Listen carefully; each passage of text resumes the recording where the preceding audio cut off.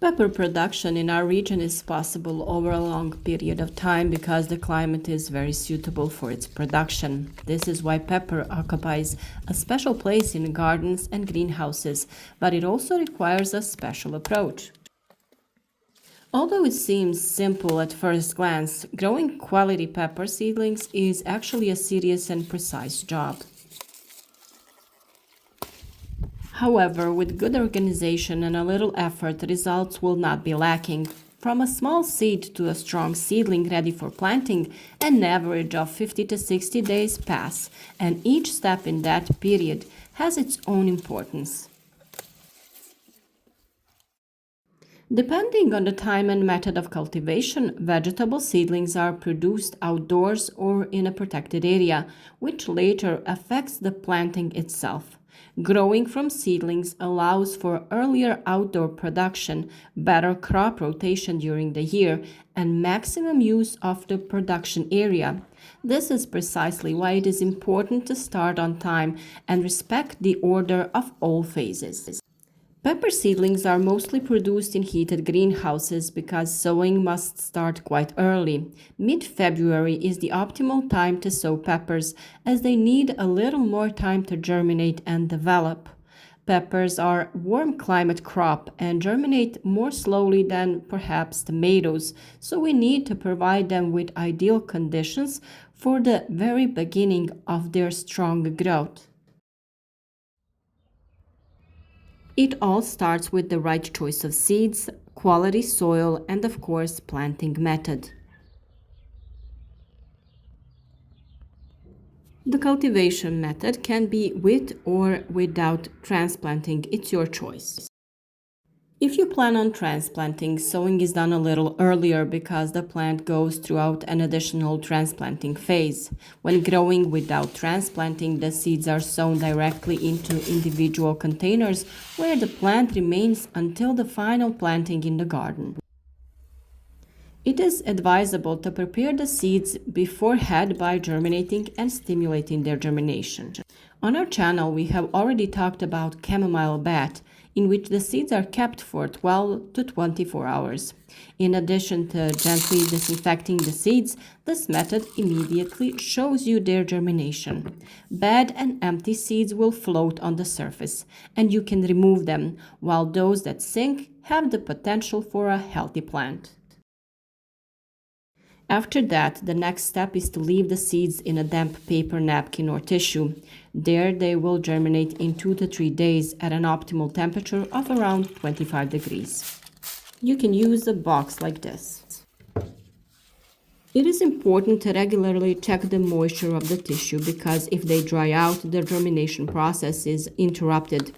This method allows you to sow only germinated and healthy seeds, which saves space and increases the success of production. The structure of the soil, its drainage and supply of nutrients along with proper irrigation are key factors for the development of quality seedlings in your own production. We always use special soil for sowing, which can be purchased at any garden center. For transplanting the plants, we also use special soil intended for this phase of development because young plants have different needs than seeds in the germination phase. That's very important.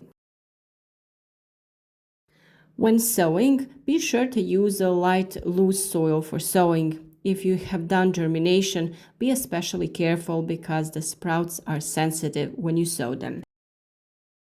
You can sow in polystyrene containers with one or more holes, as well as in plastic containers.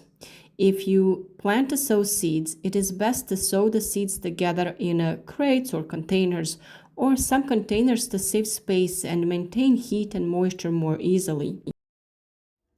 We also showed you an interesting method of sowing in snails that also saves space and make cultivation easier. You have a special video on that topic. As I said, you can sow the seeds more densely in shared containers or directly in PVC trays with holes about 10 centimeters in diameter, where one seed goes into each compartment. The second option is great if you have enough space and light, that is, if you can provide favorable conditions for development. The organization of the space plays a big role because peppers need a suitable temperature and that it's stable and enough light throughout their development. Put about 3 centimeters of soil in the container and water lightly to settle the soil. Then spread the seeds and cover them with approximately 1 centimeter of soil. Then water them, but preferably with a sprayer so as not to disturb the distribution of the seeds. It is recommended to water the soil before placing the seeds so that watering later doesn't pull the seeds too deep, as this can slow down or make germination difficult. Never allow the soil to dry out completely. Water regularly but moderately. Excessive watering can lead to rotting and the appearance of diseases, while on the other hand, too dry soil interrupts the development of the sprout and the plant. Now, the optimal temperature of the air and soil should be between 20 and 25 degrees. This is very important when growing peppers. Water for watering must be approximately the same temperature as the soil. Cold water causes stress and slows down growth of the plant. Light is also crucial. If you don't have enough natural light, be sure to provide additional lighting with LED lamps or bulbs. Otherwise, the seedlings will be elonged and weak. If you have the opportunity, make a styrofoam-lined germination bed with built-in bulbs.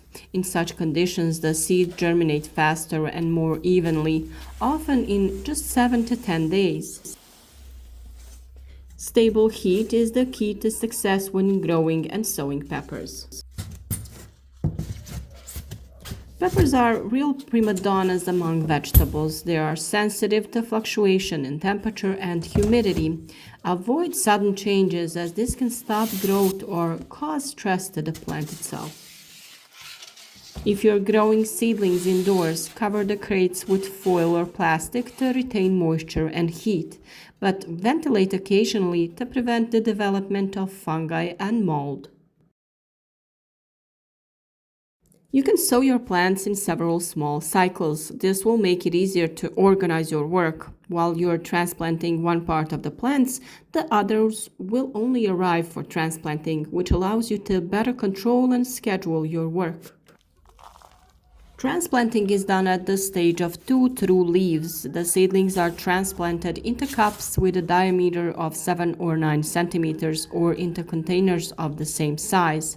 As I said, a special soil for transplanting is used in this case. Unlike tomatoes, peppers aren't planted deeper than they grew. They are transplanted to the same depth. This is an important rule that should be followed later when planting in a permanent place also. After transplanting, the plants need to be watered abundantly. Then mild agents can be used to protect the young plant from lodging and rot. At this stage, the plant intensively develops roots and the above ground part. We will talk about this topic in the next period. After approximately 50 to 55 days from sowing, the seedlings are ready for transplanting in the garden. The ideal plant has 8 to 10 developed leaves, a sturdy stem, and a well-developed root. Peppers can be planted in a heated greenhouse as early as March, while they are transplanted into unheated greenhouses at the end of April. They are planted outdoors only when the danger of frost has passed and the soil has warmed up sufficiently. If late frosts threaten, you should additionally protect the plants in the greenhouse with low tunnels and agrill cloth. Peppers don't tolerate cold, and temperatures below 10 degrees significantly slow down their growth. By growing your own seedlings, you have complete control over the process from seed to fruit. You know what you water them with, how you treat them, and under what conditions the plant grows. This is precisely the greatest advantage of home production. We will talk in detail about feeding and further care of seedlings in a natural way in one of the following videos, so don't miss our advice. Support our work, share your experiences, and enjoy every step of growing because from a small seed to healthy fruit, the path is long but extremely valuable.